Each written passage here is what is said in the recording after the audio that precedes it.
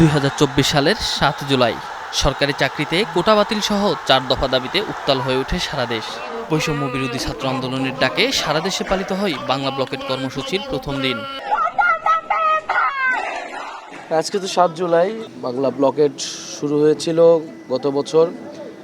Bangla blockade কর্মসূচি পুরো গণঅভ্যুত্থানের মধ্যে সবচেয়ে গুরুত্বপূর্ণ কর্মসূচিগুলোর মধ্যে একটা ছিল। এই ব্লকেট কর্মসূচির মধ্যে দিয়ে গণঅভ্যুত্থানের একটা প্রস্তুতি পর্ব তৈরি হয়েছিল। ব্লকেট কর্মসূচিগুলোর মধ্যে হলগুলোতে বাধা দেওয়া শুরু করেছিল, গেট তালা লাগিয়ে রাখা হতো, পুলিশ ব্যারিকেড দিত, ফলে মানুষ ব্যারিকেড ভেঙে, ছাত্ররা ব্যারিকেড ভেঙে ভেঙে কিন্তু এগিয়েছে।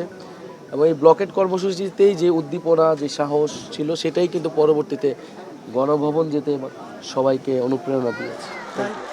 রাজধানী ঢাকা সহ প্রতিটি বিশ্ববিদ্যালয় এলাকায় শিক্ষার্থীরা দিনভর পালন করেন অবস্থান কর্মসূচি আর সড়ক অবরোধ। Shahbag science lab, new market, Nilkhet, Chankharpul, Agargaon সহ রাজধানীর গুরুত্বপূর্ণ ৮টি পয়েন্টে সড়ক অবরোধ করেন শিক্ষার্থীরা। স্থবির হয়ে পড়ে রাজধানী।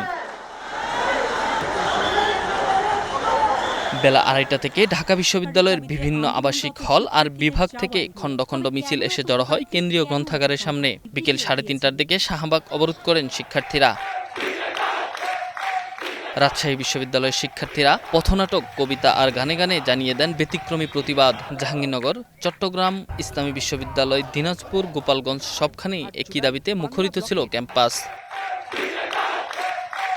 বরিশাল বিশ্ববিদ্যালয়ের শিক্ষার্থীরা বৃষ্টিকে উপেক্ষা করে অবস্থান নেন ঢাকা কুয়াকাটা মহাসড়কে। কুমিল্লা বিশ্ববিদ্যালয়ের শিক্ষার্থীরা অবরোধ করেন ঢাকা চট্টগ্রাম মহাসড়ক। দিনাজপুরে হাজী দানেশ বিজ্ঞান প্রযুক্তি বিশ্ববিদ্যালয়ের শিক্ষার্থীরা অবরোধ করেন দিনাজপুর রংপুর মহাসড়ক। শিক্ষার্থীদের অবস্থানে প্রায় স্থবির হয়ে পড়ে ঢাকার বাইরের জেলাগুলোর মহাসড়ক। তবে সন্ধ্যার দিকে রাজধানীর শাহবাগ সহ বেশিরভাগ অবরোধ তুলে নেন শিক্ষার্থীরা। শিক্ষার্থীরা জানান, দাবি না মানলে ৮ জুলাই সোমবার থেকে শুরু হবে অনির্দিষ্টকালের ক্লাস বর্জন আর নতুন অবরোধ কর্মসূচি। Enamul Haque, star news, Dhaka.